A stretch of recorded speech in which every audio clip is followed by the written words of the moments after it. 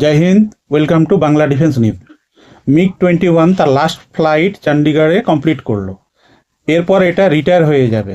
MiG নিজের সময়ের একটা বেস্ট ফাইটার ছিল। ডগ ফাইটে একে হারানো প্রায় অসম্ভব ছিল এবং এর স্পিড মাক 2। এর ক্লাইম্বিং স্পিড ছিল 180 থেকে 210 মিটার পার সেকেন্ড। রেঞ্জ ছিল 1210 কিলোমিটার। ম্যাক্সিমাম টেক ওয়েট ছিল 10,400 কেজি। লেন্থ ছিল এর 15.76 মিটার।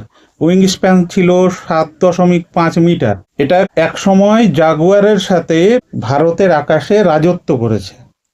পরবর্তীকালে আপগ্রেডেড ফাইটার জেট চলে আসার জন্য একে রিটায়ার করা হচ্ছে। তাছাড়াও এর পার্ট সময় মতো পাওয়া যেত না, এটা বারে বারে ক্র্যাশ হতো। এটাকে ফ্লাইং কফিন বলে আখ্যা দেওয়া হয়েছিল।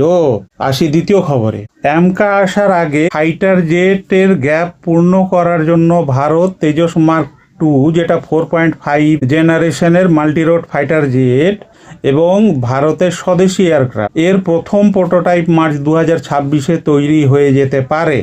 তারপর এটা ট্রায়াল করা হবে। দ্বিতীয় প্রোটোটাইপ 2026-এর শেষে। প্রতি বছর একটি প্রোটোটাইপ বানানো হবে। মোট 4টি প্রোটোটাইপ বানানো হবে, যার মধ্যে 2টি ওয়েপেন টেস্ট এবং 2টি ফ্লাইট টেস্ট এর জন্য থাকবে।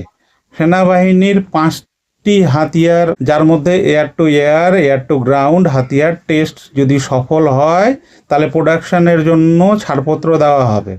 সব কিছু ঠিক থাকলে 2030 কিংবা 31-এর মধ্যে প্রোডাকশন শুরু হয়ে যাবে। আর সেই তৃতীয় খবরে, চায়নার মিডিয়া জানিয়েছে যে ভারত 8,000 কিলোমিটারের ICBM তৈরি করতে যাচ্ছে বা করছে। এটা অগ্নি 5-এর আপগ্রেডেড ভার্সান অগ্নি 6 হতে পারে।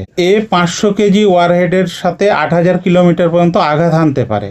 আর যদি ওয়ারহেড হালকা করে দেওয়া যায় তবে 10 থেকে 12,000 কিলোমিটার পর্যন্ত আঘাত হানতে পারে, যার ফলে এই মিসাইলের রেঞ্জ সম্পূর্ণ চীনকে কভার করতে পারবে। ধন্যবাদ।